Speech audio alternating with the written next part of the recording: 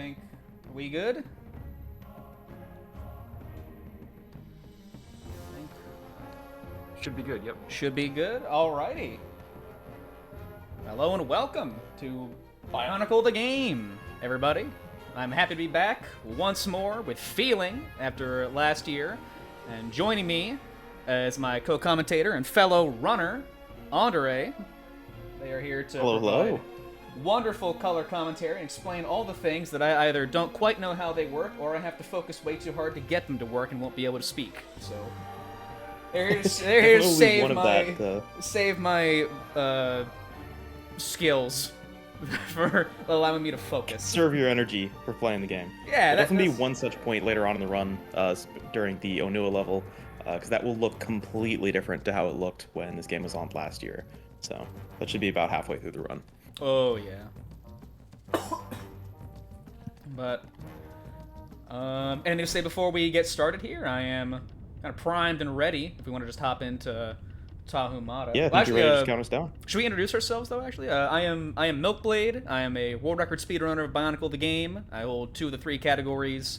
A lot of big times and things in the last couple months. In the last year, it's been a BTG renaissance. Usually, I'm a Bionicle VTuber as well, but that's a little more setup than we need for this event. Then I'm Andre, former record holder, current community admin, series mod, and yeah, really excited for this. All right, let's get it cooking. Let's hop right into Tahu here. You might have heard a slight audio thing there. That's because we skipped the immediate cutscene by just kind of mashing. And then another cutscene skip here is by exiting out and then re-entering the level. We can skip the longer cutscene of bees shooting at people and Vakama yapping. Then right off the start here, we have our first text box skip. By hopping on these rocks on the left side of that edge there, it skips text box trigger, and that saves quite a bit of time. There's going to be a few more of those coming up here, but one text box that we cannot skip in RTA. It is possible to skip it through a task by pressing forward on every other frame to phase through the wall, and you can actually avoid that trigger, but sadly not possible RTA. Unfortunately, yeah. We tried. I remember my favorite was using one of those computer mice with like the ball scroll wheel and just trying to see if we can just spin the ever-loving daylights out of that thing. And that, sadly, my theories don't usually work because they're crackpot and usually fueled by duct tape and WD-40. So you had a theory that the color of the Matoran, which is randomly generated based on like a few different palettes, would like influence the RNG or something. Still have not proven me wrong. I'd like to point that out right now. I'm not crazy. I'm just thinking differently. All right, it's just outside the box thinking. I think a significant lack of evidence is proof enough here. The Matoran that you pick up here, you can obviously see if you're a Bionicle fan, they are not Ta Matoran. Here we have a regular Lee Matoran. But sometimes their colors are different, like some will have yellow bodies and green heads, or all yellow, or yellow heads, green bodies. And I thought at one point, in the throes of agony with a trick that we do not do in this run, that they might influence the RNG of a run, or of a trick that we do in another category, which the evidence is much to be desired. But everybody who knows it, here's everyone's favorite part. So, if you're wondering what NTS means, Takua is sort of explaining how this level is supposed to work. We're supposed to be going up and to the right, which is what we're going to do in this category, to collect some more Matoran and open the door to the final boss arena. But Tahu skip is it's one of those tricks where it's not really RNG, but it's something else random, where if you walk in between a rock and a wall, your character starts to rock back and forth, and very randomly and very rarely your character can actually clip through the wall, and you can skip straight to the boss fight, and it saves roughly 2 minutes. But it's not even RNG, it's just completely arbitrary if you get it or not, so it's totally unviable for a marathon. I think I have like well over 1,500 attempts and only about 12 completed runs of any percent, because that's how brutal it is to try to get past that wall. It just is less than a 1% success rate. We've gone beyond RNG-based tricks in this game. We're at the point where we have prayer-based tricks. We're not even reading with numbers anymore. This is a Crisis of Faith speedrun when we play any percent. Your luck stat plays a heavy part of it. But one thing we do right there that you'll see a couple times in a few levels here and there, mostly this one and Liwa, I believe. These are kind of death, skipping ahead a little bit to different checkpoints, because we respawn further ahead there than where we start off, and it's faster than just walking over there. So neat little optimizations like that are pretty fun in this game. And here we have the infamous Rahi room, which hopefully the bugs decided to be kind to me today, because the beetles like to be bugging out sometimes with the targeting system. You might hear me, hopefully I don't have to rant about it too much, but the targeting system in this game for firing attacks can be a little, awful. Oh, it's merciful right Horrible. now. Yay. Yeah, it can be horrible. It can be Okay, absolutely made by a chimpanzee. But right now we appear to be doing pretty well. If I can get some energy off of this guy. Hey, that's a solid Rahi room right there, if I do say so myself. That was pretty good. And if you do that room in the same sort of pattern, but going the opposite direction, so I think that one was counterclockwise, but if you go clockwise around, that little victory animation that Tahu did there will play after this cutscene ends, and sometimes it'll actually mess up your spawn position after the cutscene and place you down in the lava below, where you'll just immediately die, and it's quite fun. Yeah, we learned how to down warp accidentally in a way that can only harm us. It's wonderful. There's a few little things like that where it's like, oh, here's a cool thing we learned in the game. Does it help you? No, it in fact actually makes us angry. It's worse. It actually harms you. Awesome. In fact, I think we have a story. Coming here, we have the Coming here, we have the Balrog boss fight. This is very RNG heavy. Not lucky today. Oh, it didn't look like we got it there. If you are lucky enough at the start, depending on the spawn position of the Balrog and which one it targets to start, if you are right up on them when they load in there and they shoot up, you can actually get 3 hits. So I got 2 hits there on him when he spawned in. You can get 3 hits. It's pretty rare. I am thankfully fairly lucky enough with it usually, but it is a very big time. They're saving you a whole cycle of these guys having to. They're really looking to pop up and down on the ground today. This is a bit. They're kind of mad at me. I don't know what I did wrong to them. What's wrong, boys? But yeah, it saves you a whole totally cycle of them rolling around. It saves a good amount. You can actually hit them twice when they pop out of the ground, not off the very start of the fight. But it's a very, very difficult, and you usually end up just wasting energy and not getting it, so it's not something we typically go for. That's smarts right there.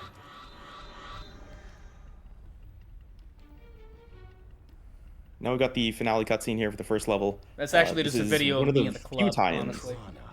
It's me hitting the top. We call it the Milkblade Boogie. This is one of the few tie-ins with the movie that this game is loosely based on, the first Bionicle movie, The Massive Light. We're going to be seeing some more tie-ins sort of later on towards the end of the run. But that wraps up the first level. Yeah, there we go. Nice, quick, easy, relatively painless. Good old... Safety save. Good old reliable Tahu. Oh, I probably should. Oh, he did not save? Okay, well... I did not safety save. I will do that going into, Onua. Because Onua could actually be bad. That's a 10-second penalty. Oh wait, this isn't live. Can I jump in with a quick donation, please? There isn't much time. Oh. Sure. Yeah, so we received a $4.10 donation from Anonymous. Thank you so much. That's not anonymous. I know who it is. It's one of 4 people, and I don't like all of them. Thank you so much for that donation. That will go towards the all bonus levels ice rink run for tomorrow morning. Lovely. Thank you very much. That was a very nice donation. Thank you, one of 4 possible people in Milkblade's chat. Thank you very much. All of you. All of you. If I had to guess... No, I won't. Yeah, no, we're not going to name names. You know who you are. I know what you are. So we're too busy laughing at memes that I hate, but here in Kopaka, in the fun sledding level, this is one of the adrenaline levels in the game, as they're called in the actual game, where it's kind of just like kind of an auto-scrolly where there's maneuvering through. What you saw early on there when I kind of jumped off the cliff, I'm glad I hit that we call soup jump, because everybody likes soup. Why wouldn't you? Like a nice chowder myself personally, but you know, that soup jump saves a bit of time. And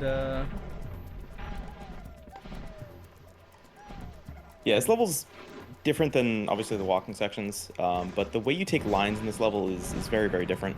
The goal is to stay on the ground as much as possible and to avoid certain pieces of geometry that pop you up into the air, because it'll actually slow you down a little bit. So sometimes you'll see Milkblade zigzagging around. It won't look like the most straight line between point A and point B, but it is the fastest way. Yeah, just like driving back home, you gotta avoid the weird black ice patches that ruin all of your speed and send you out of control. Exactly. And then It's like reverse potholes. Here, if I can, there we go, nice. Nice cliff jump. That's a neat little shortcut there. You can actually start that jump way earlier and jump way higher on the slope. And you can actually avoid the trigger for the cutscene here. And you can actually dismount on your board automatically. And you can walk around as Kopaka, which you don't normally get to do in the level. And there's not really any point. The geometry is pretty glitchy. You can just fall through. But that hole right there that looks like it's where you're supposed to go. There is a trigger there to send you to the next, what's supposed to be the next part of the level. But it's not quite implemented correctly, so it's actually just a soft lock and doesn't actually do anything. But it's cool otherwise. Yeah. And speaking of Kopaka walking around, one thing that we've discovered, I want to say in the past year, maybe a little more, but there is a way to dismount as Kopaka, and you can do it at the start of the different sections of Kopaka when he's about to get on the board. If you mash the crap out of the shield button, you can stop him from getting on the board and then just start walking around as him. It isn't really used for speed because I mean, that's basically just getting out of your car and walking down the freeway, but, you know, it's cool, it looks really cool. You're aura farming when you do it, but you're not exactly saving much time there, you know. Incredible aura. It has allowed for some cool stuff to walk around and actually see a lot of the geometry and the layout of the levels that you really zoom past a lot, especially in the final area, where you go to fight the Tannock at the end. There's a lot of cool areas. It looks like it's designed for you to actually walk around and jump around in, but it's kind of just set dressing, sadly. Yeah, there's quite a lot of detail that goes completely missed when you're just flying through the level on your snowboard. So coming up here, there is actually a way to skip some cutscenes and a whole section of the game by doing that dismount glitch. Unfortunately, it is far slower than actually just completing it normally, so that's what you're about to see here. And right there we have the shortest playable section in the game.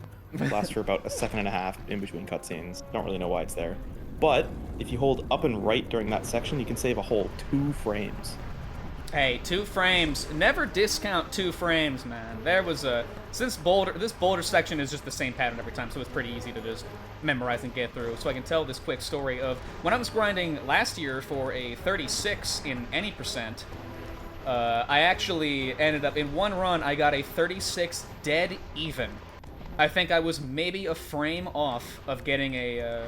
Or what was it? A 37 dead even. I was about a frame off of getting a 36. So never discount 2 frame time saves. 37.01. That could be the difference between you breaking or not breaking a minute barrier. And also it will change how you view your ceiling at night when you're laying there in agony as you think. It could, if I had just held right, maybe. Also, shoutouts to that cutscene that just played when Kopaka got off the board and crossed his arms. For some reason, Flup, when she runs the game, can manage to make Kopaka T-pose and vibrate in the ground. That's one thing. I have no idea how it works, but Flup is somehow really good at doing it. I've gotten that a few times, and it's really funny. It also, when you load into the next section at the start of this area, it sends Kopaka to the right, and he just starts freaking out in the corner for a half second at the start of this. Because awesome. It's that weird thing of like preserving momentum almost between sections, but usually he's I think it's getting like your on the momentum board and doing angle weird somehow. stuff, Yeah. This boss fight can be a little bit tricky. Shoutouts to the icon in the corner being the one from the last boss and just being incorrect because 1 byte is off in the game's code. But we do have a method to get a pretty decent quick kill here, but it does have some iframes that are a little annoying. But Tannock, thank you for not ruining me at a live event. That is very nice of you. Usually he's very angry with me. Yeah, if you don't kill him within a pretty quick amount of time, he'll pop into the ground and sort of burrow under a river, and you'll lose about 25 seconds, I think, but 15, 25 seconds, somewhere in there. Yeah, it could be... Do we have a quick moment for another donation? Absolutely. Go right ahead. So we have a $25 donation from Valorant Lover. it says, "Good luck, Milkblade. Love BTG. Also, say my name, Milkman." You are not Walter White. You will not make me say your name. Wait, how's it pronounced again? Which one's correct? Hey, it's $25 for the kids. You gotta say it. Valorant. There Thank we you, go. Valorant Lover, for the say the line, Bart. Thank you, Valorant Lover, for the $25. Anyway, which one is actually correct again? I always forget. No, you got it right, buddy. Anyways, this is Golly. This level is incredibly broken. Going for almost getting the new skip there. We have something that I recently developed called crow hopping, where you jump up along the collision there. You can get up and higher up and save some time. But as you can see, Milk is going faster than I can even explain things here. He's clipping in and out of bounds, jumping underneath cages, and collecting Matoran. So there he actually collected 2 Matoran that both have a text box that plays after the next time you touch the ground. But because he didn't touch the ground in between grabbing the 2 in one jump, the text boxes basically overlapped and only one played. And that saved a good amount of time here. A rare one right there. Yeah, this is part where I fly around like a fish. Don't worry, this is intentional. I promise. Giving me time to explain. Here we're going back out of bounds after collecting that Matoran and skipping the next gate. And moving onwards, this level you have to collect 13 of a total of 15 possible Matoran in order to beat the level. There are a few different routes you can take to collect them, but this is the fastest that we've worked out. This cage right here, I am determined to find a way to make it fast to be able to grab it from out of bounds. I've got multiple methods that do it. But what about second cageless? What about second cageless? But yeah, so far it loses about a second. There we have another stored text box Matoran, so Milk's going to be carefully navigating out of bounds here to avoid some ground collision, and hit the load trigger, which clears the text box and skips it entirely. And then coming up here we have what we call early no comma. This one is a very complicated trick, but basically it involves positioning yourself in certain areas to load some checkpoints. After he climbs up the wall there, that one's very difficult. He's going to be hitting some checkpoints to set up the end trigger to load before you're really supposed to have it load. And that basically skips having to walk all the way up and around. And hey, we got early no comma. There we go. Nice. Lovely. So we actually clipped into the platform on that last jump there. Another shout out to Flup. That's Flup Yump. She found that one. And that one saves a good amount of time. Did we even say what yumping even is? Oh, see, we're just saying words. I'm just babbling. Yump is a technique that I figured out is only possible on the GameCube version, where you can jump up against a slope surface and it shoots you upwards. And I thought it was similar to King DDD's up B, where you go yump. Anyways, here we have the end of the level, the boss fight, just like Tahumata, and it's over. And it's gone. Yeah, thankfully, Golly's a hard enough level. We need a boss fight on top of it. That's Golly's little reprieve. Yeah, you can. There's a technique called a Nuva Blast that you're supposed to use to break those pink cages with Matoran in them. But we didn't actually utilize that since he skipped all of them. But we use it there at the end, and when timed correctly, it kills all of the Bow-Rock instantly, because they're all vulnerable right at the start. So that's how that's done there. It's pretty easy to do casually, actually. Yeah. And here we're going to do another thing at the club, which is where I avoid women by avoiding the cutscene of talking to Golly. So I gotta make jokes, all right? I gotta entertain the people. I'm fine at the club. I have fun. I hit the yoinky splunky and I look awesome. But yeah, we skip a cutscene that saves about like a minute. Yeah, I'm off the leash now. Andre is just trying to catch me from running down the street. But what he really means to say there is that Golly has a cutscene there where she talks to Pohatu for a while. But by climbing the rocks on the right side, we're able to skip the cutscene trigger and just completely avoid it. That is the only level where a cutscene does not play immediately after you start the level. How are we supposed to get out of here? We'll need to So this level is very fun. This is interesting because Pohatu right here is the toe of, I guess, stone, I think it's called, and he has the Mask of Speed. And so in order to use that, instead they put him in a vehicle underground in a minecart instead of, you know, running fast through the desert, which would have been way cooler. What is kind of fun there, I didn't get to point it out because I was making dumb jokes, but his base movement speed, while you do have the little runaround segment, is faster than the average Toa, which does come back at the end of the game, because the final level you do also have that speed boost, because you can tell because you stutter step when you stop walking. We didn't stop walking, obviously, because we want to play the game fast, but yeah, there is a tell for when you have that kind of that super speed, even though it's like half a mile an hour faster.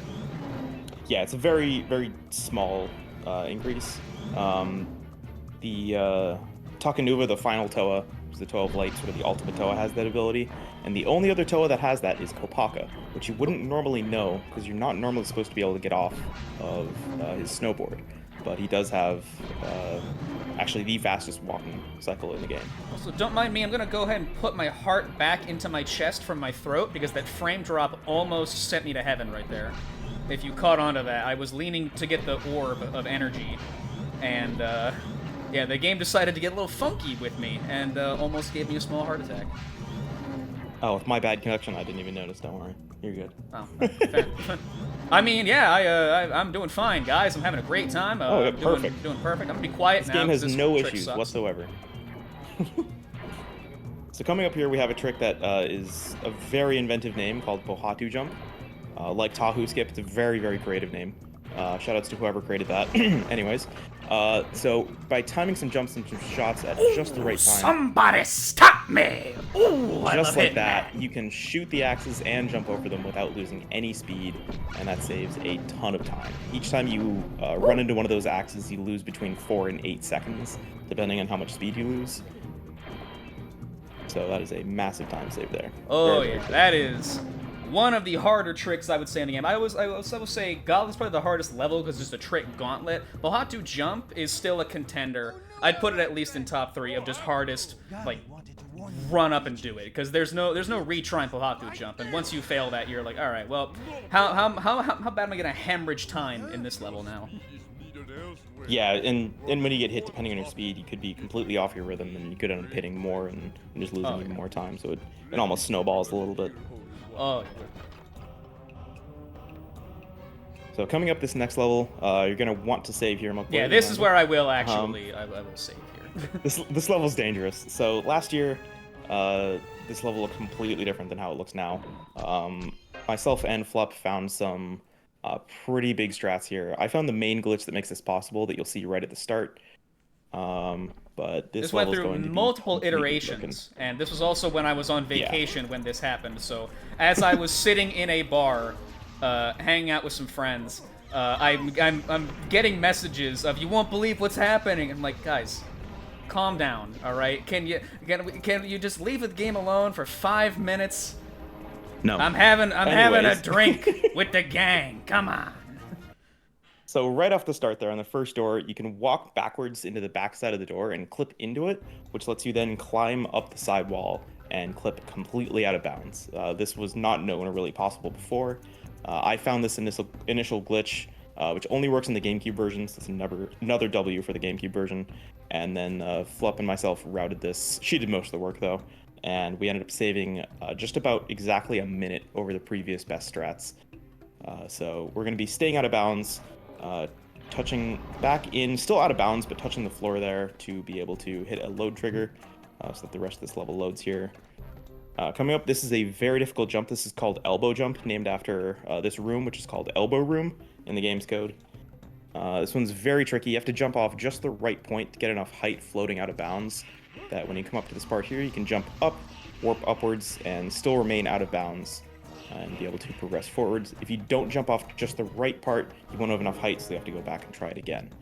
And now here, this is what I had originally tried to skip when looking for a glitch that I found that ended up skipping the whole level, is the bowl section. That one was very, very annoying to get through. A little bit of RNG, a little bit of some interesting lines, but now we just completely skip it entirely. Yeah, a lot of the lines, like you saw right there, I took a weird detour to that pillar right there. When we learned navigating this, because we went through multiple iterations of this, because at first it was, okay, we do the second door, then it was the first door and the second door, then it was like 3 doors worth of doing this stuff, but then eventually we gained common sense and actual strategy, and decided we don't want to hurt ourselves intentionally. So the trick is a lot better now, which is very similar to a trick that we have in the next level, which was for a while, it was, all right, let's just be masochists and hate ourselves and throw runs. But yeah, hitting load triggers to make sure that areas and chunks load, because the game, it's a little weird to go into because it's a bit in-depth of an explanation, but the game loads in weird ways based on like what you saw in Golly with the different flags and...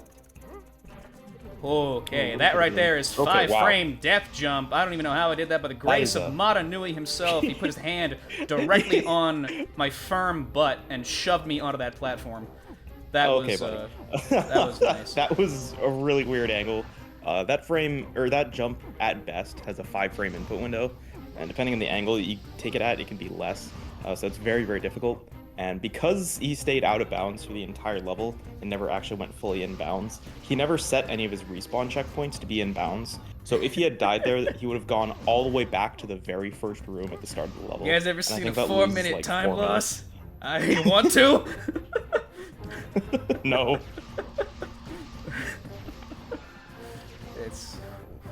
But yeah, that's incredibly tricky. That final stretch of out of bounds, right going into the boss room, was there previously.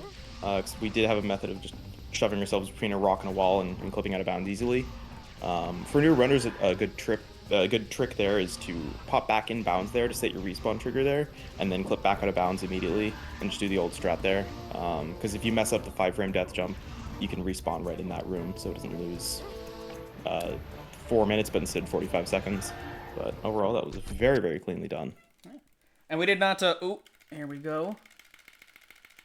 Now, Milk's going to be mashing Deepwood! A. The run's alive, Nice. everybody. Don't worry, I'm only plus 22 seconds. That is We're one gonna of make the it back. hardest We just tricks in gotta the game. gamble. That is one of the hardest tricks in the game. It has a 2-frame input window. There are a total of, I believe, 5, maybe 6 frames right before that cutscene starts where you have control of the character, but you only have 2 frames where you can actually input a jump. And if you hit it, you save a whopping quarter of a second. This is the trick that kept me from a 36, by the way. If I had hit this in that run that I mentioned earlier, yeah, it would have been a 36. It wouldn't have been pretty, but it would have been mine. I have since completely demolished those times, but that story is always funny to look back on, because that was the perfect 37. A frame more, and it would have been different. Now, this is probably my second favorite level in the game. This is Liwa. Off the start, you saw Milkblade just jumping off the edge, utilizing a death warp. We're going to see a few more of those later on. I told you, basically come back, at the end of each Tahuma. section. Yeah, exactly. But yeah, this level is just a little Matoran collection. There are 6 of them we have to shoot. Coming up, we have a relatively recent... I don't know if this was discovered before or after last year's LEGOthon. I believe it might have been after.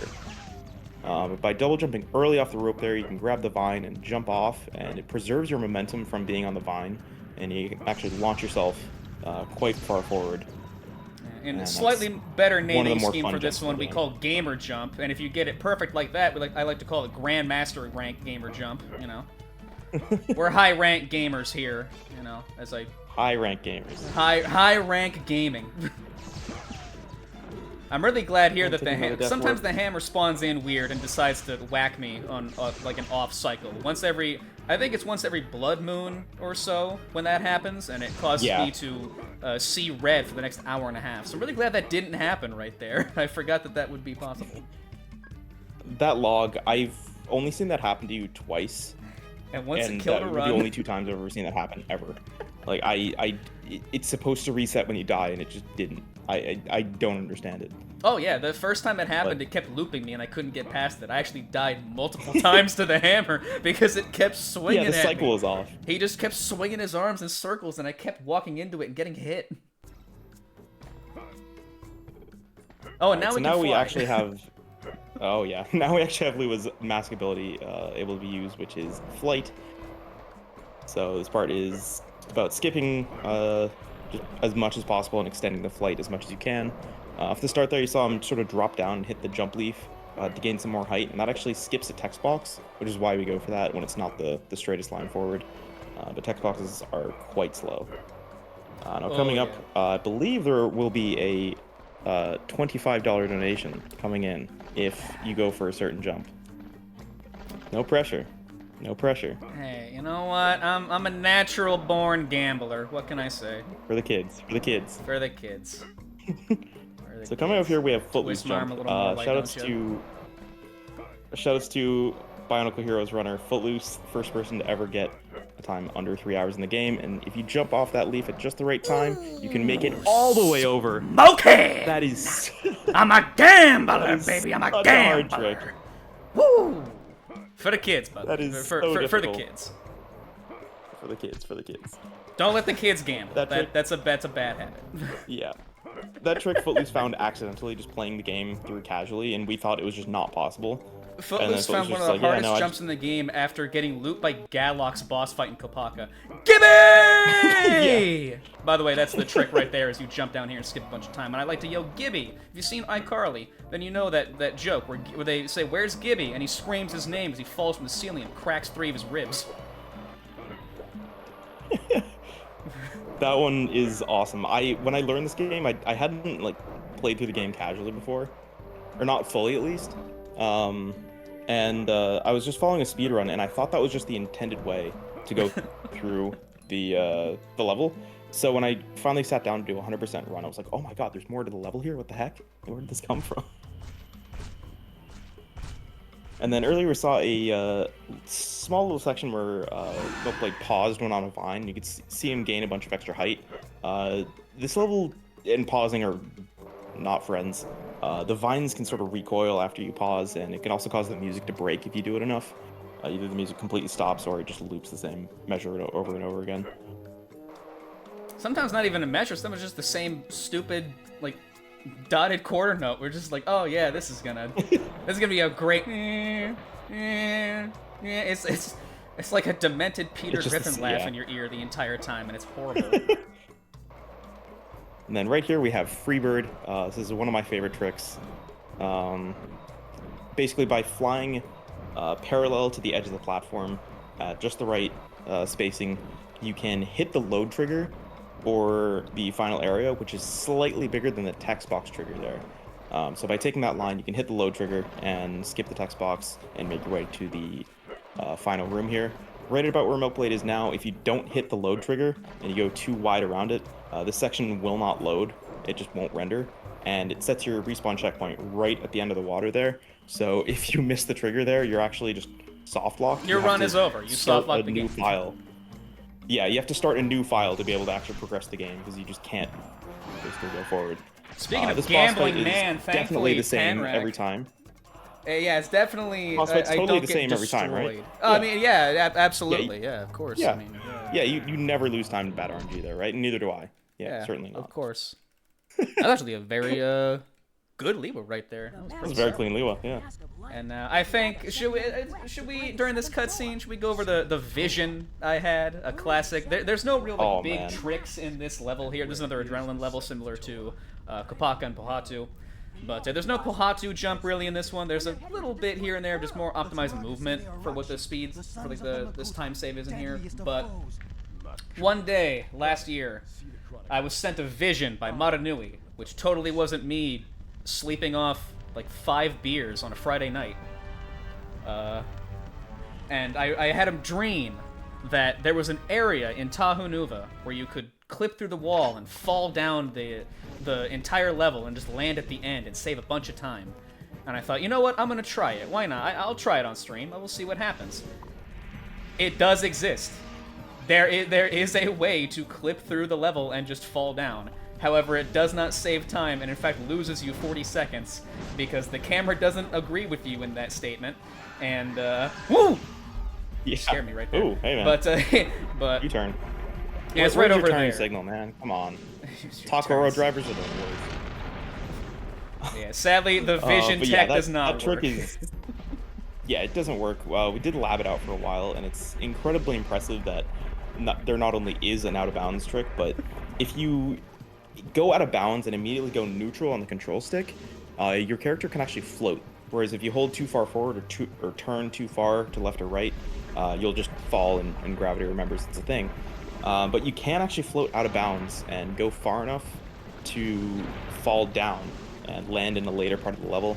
But you miss a ton of checkpoints, and yeah, the camera's facing the wrong way, and so you just end up respawning close to where you clipped out of bounds.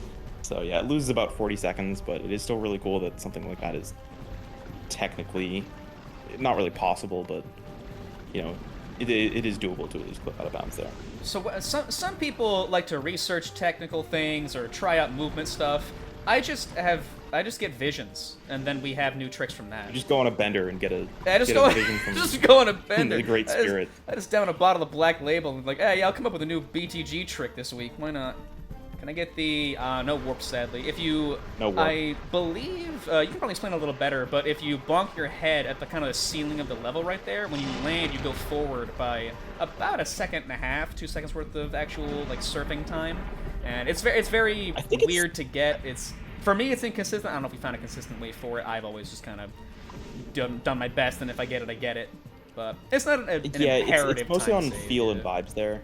Oh yeah. It's about 1, maybe 2 seconds. But basically, as you're falling down, there are invisible walls on the side, and if you hit the invisible wall, sort of in the last half to last third of your way falling down, then it'll push you forward. But that methodology doesn't always. It's not really consistent. But that's basically the closest explanation that we sort of have for it. Yeah. But effectively, it's random. We're going into the final level. This is Makuta's Casino, where we bank on the Rahi actually this agree with you being can either enemies. Gain or lose it all on the table. Oh yeah, this is this is where runs are made or broken, is by Makuta's Casino. Usually it's the Bs. The starting Rahi aren't too terrible. We're gonna see what Kermit has to say over here. The 2 Kermits that I gotta deal with, the frogs. Yeah, not only is this a big circle with black and red, but it's just you can either gain or lose time to whatever the house rules say. So. Oh yeah, and there is. I will explain it. Hopefully, I don't have to do it because it's a bit of a Hail Mary trick to pull off in an emergency. But there is one trick you can do in this level in an emergency. We call it canned laughter, where if you get hit, Makuta does like a big villain laugh because he's a jerk. Oh my goodness. And I just got 2 instant Bs right there. But he'll do a big villain laugh. And if you... But the thing is, if you get hit and you go up to him before he does the laugh, he will swipe at you with his claw. Or it's not his claw, his big staff there. And if you kill all the enemies... Well, another instant B there, wow. If you kill all the enemies before he ends up doing the laugh, he will teleport and then do the laugh. So you can can the laughter. Okay, no. Okay, just 3. Okay. So you heard him talking about instant Bs and me freaking out over that. Basically, those wasp-like enemies, they have 2 forms, where one is the big singular form, and then they split into 2 smaller ones. Basically, when they split, they have this long invincible animation that's about 3 to 5 seconds long. But if you manage to shoot them when they're shooting at you, they just immediately split and skip that invincible animation. So that is a huge time save there. It's very difficult to try and go for and manipulate. It's mostly luck if you get it, but it's very, very impressive to get that there. And this is usually the part where I start blasting Bury the Light, because this is the final segment of the game right here, the last phase of Makuta. Well, kind of. We got to take care of the stones first. Yeah, this part's pretty scripted. There's no way to really gain a whole lot of time here. Off the start, he does go for the leftmost rock, or sort of flat stone, because that one finishes rotating first when they all flip over at the start. Yeah, and then for this section, it doesn't really matter because yeah, we do a little stanky leg and make sure we got our proper positioning on there. But only at the beginning of this level does it have the difference in the stone timing, because once you go through the first time, they're all set to the same cycle with it. And then here we're gonna see. Makuta could be kind, he could be mean. Let's see what he does here. You want to hit that second... So he shot 2 there, depending on when the last rock flipped over. And so by shielding the second volley, sort of a well-spaced distance, made him start these next volleys where you can actually damage him a little bit quicker. And time is coming up very soon once he gets the last hit on Makudi There's here. one more hit after this, but we got a really good cycle here. If you get a bad one, he can actually wait there for like a good 10 seconds before he even begins to shoot at you. So you want to get the proper stuff there. And here we go with a nice solid time with a 37:45, which is actually a very solid. That was a solid Takanuva. We actually saved time in Takanuva that one because of the bees. So that Very is solid run, yeah. very solid. Crazy. That's 20 awesome. seconds off my current world record, by the way. So that was a consistent and very solid run. So that was a blast. Ooh, That we beat got my PB by a few seconds. we got a rarity. We got the ago, sewage. so. You never see that. That's a rare one Oh, right the there. You sewage. see, you got the sewage up there. Yeah. I never see that. Look at that. And then we get That the is wonderful awesome. voice Great acting run. of the final cutscene. Let's take a closer look at your shadows. Okay, closer look at Me I don't even remember what he me says. when I get the I don't PB enough to $25 get to watch it. donation of that game name. No. Which one? I already said Which it once. one? For the Sorry, can you kids. remind us which game? I said it once That for you the totally kids, know so how I to don't pronounce need to say it. it again. Okay. Yeah, thank you again, Valorant lover. There you go. Or Valorant, whatever the heck is pronounced. No, you got it right the first time, totally. I don't think I Anyways, believe you. Thank you so much for having us on. I just want to take a quick moment to give a shout out to Dustiel, longtime leaderboard admin and former record holder for this game. Sadly passed away recently, so we just wanted to dedicate this run and shout out to him. He was an absolute pillar of the community for so many years, and yeah, he'll be sorely missed. Absolutely. Very, very, very happy and honored to be able to dedicate this run to him. And yeah, thank you guys so much for having us for LEGOthon. And hope you guys enjoyed the run. There were some pretty big moments in there. It was a lot of fun. It was very nice to be back. You know, love LEGOthon, love the community. And I have not been able to see the chat, so I'm guessing I've been clowned on for the last 37 minutes, but you know, that's how it is. Maybe 36. Yeah, thank you so much for that run. That was fun to watch. I appreciate you doing that one for us. With that, we will be on to our next run right after this, which is LEGO Star Wars, the video game, Any % console co-op by Mistake and Heisenberger. Fantastic. So don't go anywhere. We'll be on to that right after the break, and this will actually be the end of my hosting shift. Laser Trap will be taking over right after this. So thanks everyone for tuning in, and please stick around for the next run.